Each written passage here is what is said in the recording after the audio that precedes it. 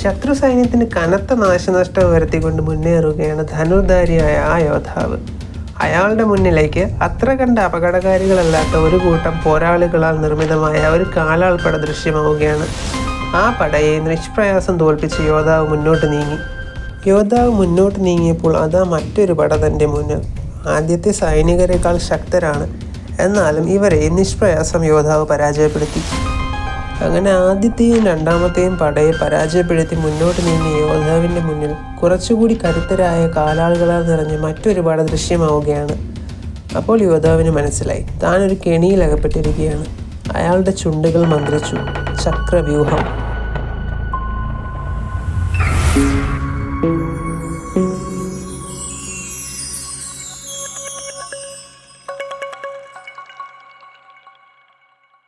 ശത്രു സൈന്യത്തിന് പരമാവധി നാശനഷ്ടം വരുത്തുവാനും ശത്രുവിനെ പുറമേ നിന്ന് എളുപ്പം വളയുവാനും കഴിയുന്ന ഒരു സേനാവ്യൂഹമാണ് ചക്രവ്യൂഹം.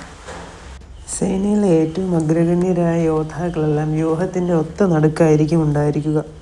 ചക്രവ്യൂഹത്തിൻ്റെ 8 വലയങ്ങൾ ഭേദിച്ച് ഉള്ളിലേക്ക് വരുമ്പോൾ ശത്രു സൈന്യത്തിലെ അംഗബലത്തിൽ കാര്യമായ കുറവുണ്ടാകും. അനുനിമിഷം ശക്തിക്ഷയം സംഭവിച്ചു കൊണ്ടിരിക്കുന്ന സൈന്യത്തെ കൊണ്ട് നേരിടേണ്ടി വരുന്നത് ഏറ്റവും അഗ്രഗണ്യരായ യോദ്ധാക്കളെയാണ്. ആയിരക്കണക്കിന് പടയാളികളാൽ ചുറ്റും വളയപ്പെട്ടിരിക്കുകയുമാണ്. ചക്രവ്യൂഹത്തിൽ അകപ്പെട്ട ശത്രുവിനെ തോൽപ്പിക്കുക എന്നത് വളരെ നിസ്സാരമായ ഒരു കാര്യമാണ്. മഹാഭാരത യുദ്ധത്തിൽ ചക്രവ്യൂഹം ഭേദിക്കേണ്ടത് എങ്ങനെയെന്ന് അറിയാവുന്ന ഒരാൾ മാത്രമായിരുന്നു പാണ്ഡവ പക്ഷത്തുണ്ടായിരുന്നത്, സാക്ഷാൽ വില്ലാളി വീരനായ അർജുനൻ. അതിനാൽ തന്നെ അർജുനനെ ആ രംഗത്ത് നിന്നും മാറ്റി നിർത്തുവാൻ കൗരവർ പ്രത്യേകം ശ്രദ്ധിച്ചു. ആ ഉദ്യമത്തിൽ അവർ വിജയിക്കുകയും ചെയ്തു. തുടർന്ന് അർജുനൻ്റെ പുത്രനായ അഭിമന്യു ചക്രവ്യൂഹം ഭേദിക്കാൻ ശ്രമിക്കുകയും അതിനുള്ളിൽ പെട്ട് മരണമടയുകയുമാണ് ചെയ്തത്. ചക്രവ്യൂഹത്തിൻ്റെ പ്രത്യേകതകളും അതിൻ്റെ പിന്നിലെ ശാസ്ത്രവുമാണ് ഇവിടെ ഞാൻ പറയാൻ ഉദ്ദേശിക്കുന്നത്. അഭിമന്യുവിൻ്റെ വധം മറ്റൊരു വീഡിയോ ആയി ചെയ്യുന്നതാണ്. വളരെ തന്ത്രപരമായ ഒരു രൂപീകരണമാണ് ചക്രവ്യൂഹത്തിനുള്ളത്. സൈനികരുടെ പ്രതിരോധവും ആക്രമണാത്മകമായ കഴിവുകളും പരമാവധി വർദ്ധിപ്പിക്കുന്നതിന് വേണ്ടി നിർമ്മിച്ച ഒരു വൃത്താകൃതിയിലുള്ള വ്യൂഹമാണിത്. ആക്രമണങ്ങളിൽ നിന്നും സംരക്ഷണത്തിൻ്റെ പാളി നൽകുന്നതിനോടൊപ്പം മധ്യത്ത് ഒരു കേന്ദ്രീകൃത ശക്തിയെ ഇത് അനുവദിക്കുന്നു. ചക്രവ്യൂഹത്തിൻ്റെ പ്രാഥമിക ലക്ഷ്യം ശത്രുവിനെ വലയം ചെയ്യുക എന്നതാണ്. ഓരോ വലയം ഭേദിച്ച് ശത്രു അകത്ത് വരുമ്പോഴും പിന്നീടും ആ വലയം വീണ്ടും അവിടെ നിർമ്മിക്കപ്പെടുകയാണ് ചെയ്യുന്നത്. ശത്രുവിനെ വളയുകയും തുടർന്ന് ശത്രുവിനെ രക്ഷപ്പെടാനുള്ള എല്ലാ പഴുതുകളും ഇവിടെ അടയ്ക്കുകയും ചെയ്യുന്നു. മനഃശാസ്ത്രപരമായ ഒരു രൂപീകരണം കൂടിയാണ് ചക്രവ്യൂഹത്തിൻ്റേത്. ശത്രുവിൽ ഭയവും ആശയക്കുഴപ്പവും ഉണ്ടാക്കാൻ ഇത് സഹായിക്കുന്നു. ഒന്നിലധികം കോണുകളിൽ നിന്നും ശത്രുവിനെ ആക്രമിക്കുവാനുള്ള അവസരം ബാഹ്യസേനയ്ക്ക് ഒരുക്കുന്നതോടൊപ്പം കേന്ദ്രത്തിലെ പ്രധാന സേനയെ സംരക്ഷിക്കുകയും ചെയ്യുന്നു. ഇത് എതിരാളികൾക്ക് ഫലപ്രദമായ പ്രത്യാക്രമണം നടത്തുന്നത് ബുദ്ധിമുട്ടാക്കുന്നു. ചക്രവ്യൂഹത്തിനുള്ളിലെ സൈനികർക്ക് വേഗത്തിൽ സ്ഥാനങ്ങൾ മാറ്റാൻ കഴിയും. ശത്രുക്കളുടെ നീക്കങ്ങളോട് പ്രതികരിക്കാൻ അവരെ ഇത് പ്രാപ്തരാക്കുന്നു. സാഹചര്യങ്ങൾ വേഗത്തിൽ മാറാൻ കഴിയുന്ന ചലനാത്മകമായ യുദ്ധ സാഹചര്യങ്ങളിൽ ഈ വഴക്കം നിർണായകമാണ്.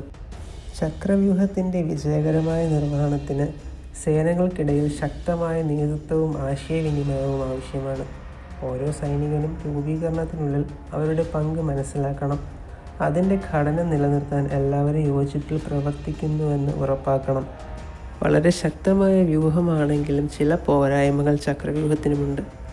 അതിൻ്റെ ഫലപ്രാപ്തി രൂപീകരിക്കുന്ന നേതാവിൻ്റെ കഴിവിനനുസരിച്ചാണ് ഇരിക്കുന്നത്.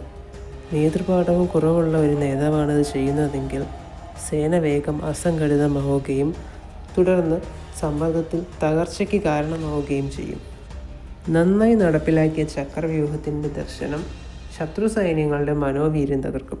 കുടുങ്ങിപ്പോയതിനെക്കുറിച്ചുള്ള ധാരണ പരിഭ്രാന്തിയിലേക്കും അരാജകത്വത്തിലേക്കും നയിച്ചേക്കാം.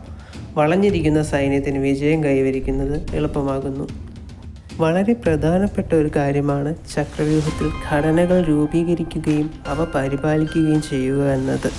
അതിനാൽ തന്നെ ചക്രവ്യൂഹത്തിൽ പ്രാവീണ്യം നേടുന്നതിന് പടയാളികൾക്ക് പ്രത്യേക പരിശീലനം ആവശ്യമാണ്.